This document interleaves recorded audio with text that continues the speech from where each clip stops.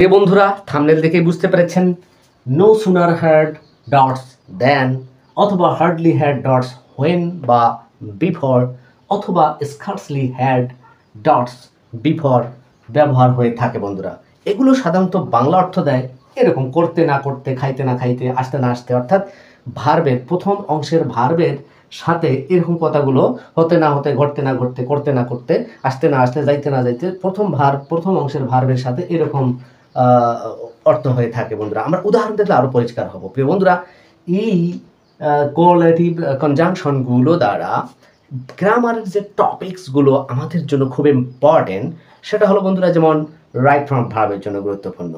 আর কিসের জন্য গুরুত্বপূর্ণ হতে পারে? কমপ্লিটিং সেন্টেন্সের জন্য গুরুত্বপূর্ণ হতে পারে। প্রিয় বন্ধুরা, আর কি জন্য গুরুত্বপূর্ণ হতে পারে? এগুলো দ্বারা মজার মজার বাক্য তৈরি করতে পারবেন। তাহলে ইন্টারেস্টিং সেন্টেন্স মেকিংয়ে গুরুত্বপূর্ণ। প্রিয় বন্ধুরা, আর কি কারণে লাগতে পারে? এটা দারুণ গ্রামাটিক্যাল একটা টপিকস। এগুলো কানেক্টার্স অ্যান্ড লিঙ্কার্স। বন্ধুরা, তাহলে কতগুলো বিষয় দেখালাম: right from verb, connectors and linkers, sentence making. এই তো বন্ধুরা, আসুন না, এই টপিকসগুলো আমাদের প্রায় প্রত্যেক শ্রেণীতেই বা বিভিন্ন কম্পিটিটিভ এক্সামে আমাদের কিন্তু এর ব্যবহারগুলো জানা অতীব জরুরি।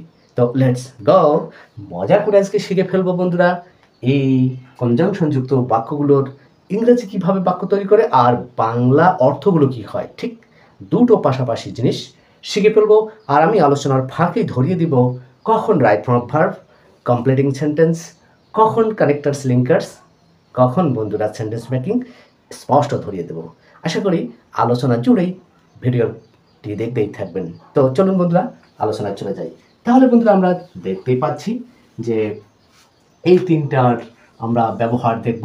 তাহলে দেখুন, আমি একটা বাংলা সেন্টেন্স আগে লিখি। যেমন দেখুন, সে আসতে না আসতেই বৃষ্টি আসলো। বৃষ্টি আসলো। খেয়াল করুন বন্ধুরা, সে আসতে না আসতেই বৃষ্টি আসলো। তাহলে এখানে দুটো অংশ হতে পারে, আসতে না আসতেই আর একটা বৃষ্টি আসলো। এ হলো বন্ধুরা দুটো ক্লোজ। তো আমরা যে কোনো একটা ফরম্যাট দিয়ে কিন্তু অনুবাদ করতে পারবো। যেমন দেখুন, নো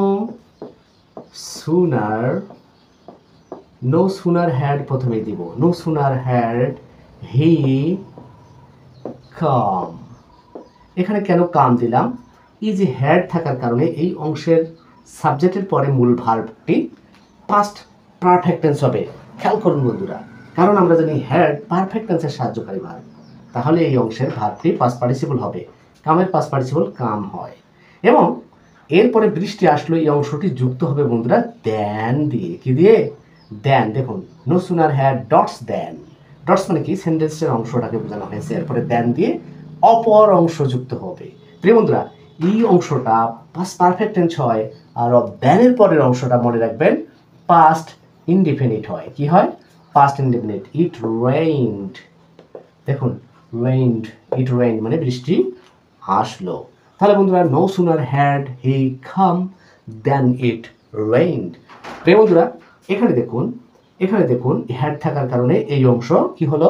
পাস্ট পারফেক্ট টেন্স অনুযায়ী পাস্ট পার্টিসিপল হলো। তাহলে রাইট ফ্রম ভার্বের বিষয় চলে আসলো।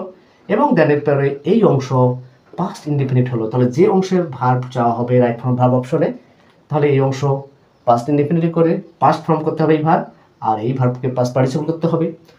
একইভাবে বন্ধুরা, দেন দেখুন, দেন দিয়ে দুটো অংশ যুক্ত হয়েছে। তাহলে এটা কনজাংশন। দেনটা কনজাংশন কেন? দুপাশে দুটি বাক্যকে যুক্ত করেছে, কনজাংশন। এবং এই জিনিসটাকেই বলা হচ্ছে কানেক্টার্স অ্যান্ড লিঙ্কার্স। কেন? দুপাশের দুই অংশকে লিঙ্ক করে দিয়েছে, যুক্ত করে দিয়েছে। দুটো ব্রিজের মতো, দু পাড়কে যেমন যুক্ত করে দেয় বন্ধুরা, তাই এটা কানেক্টার্স অ্যান্ড লিঙ্কার্স।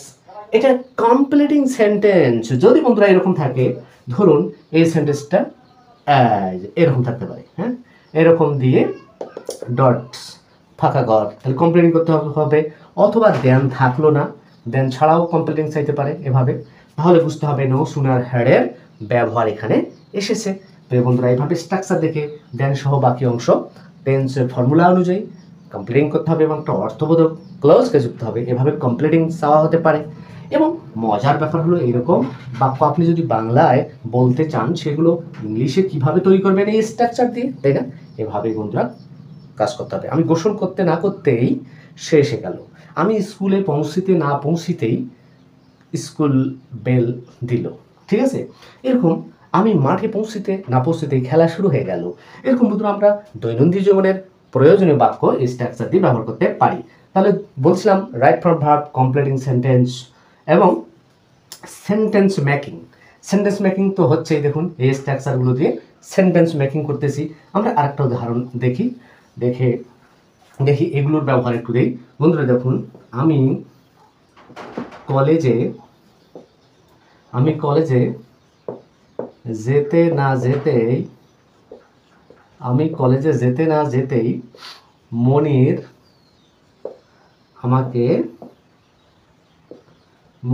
আমাকে ডাকলো।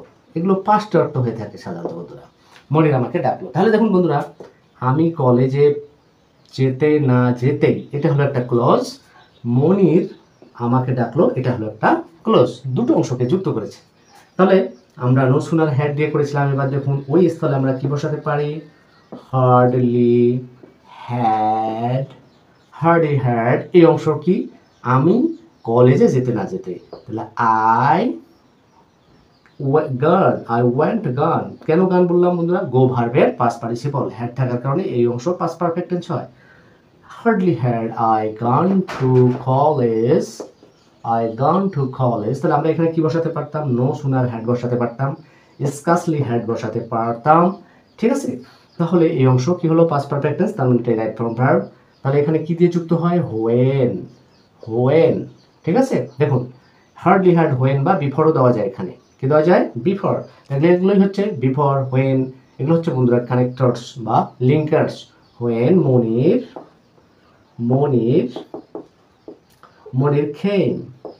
কেম কেন দিলাম?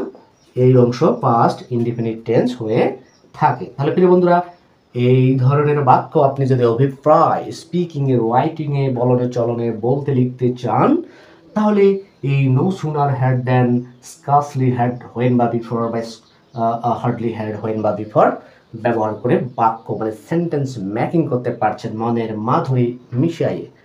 এরপরে কি বললাম? রাইট ফ্রম ভার্ব দেখিয়ে দিলাম। এরপরে কি করলাম? যেগুলো কানেক্টরস অ্যান্ড লিঙ্কার্স, আর অতিরিক্ত বলেছি এগুলো কনজাংশন, তবে সাবঅর্ডিনেটিং কনজাংশন এগুলো কমপ্লেক্স সেন্টেন্স তৈরি করে বন্ধুরা। অ্যাকর্ডিং টু স্ট্রাকচার এগুলো কমপ্লিটিং সেন্টেন্সের কি বলবো যে কমপ্লেক্স সেন্টেন্স তৈরি করে বন্ধুরা। এগুলো কমপ্লিটিং সেন্টেন্স হিসাবে এই যে কনজাংশনের থেকে এই অংশগুলো মিসিং করে দেওয়া হবে, গ্যাপ করে দেওয়া হবে, তাহলে সেগুলো চা হবে কমপ্লিটিং সেন্টেন্স, তখন কমপ্লিটিং করতে হবে।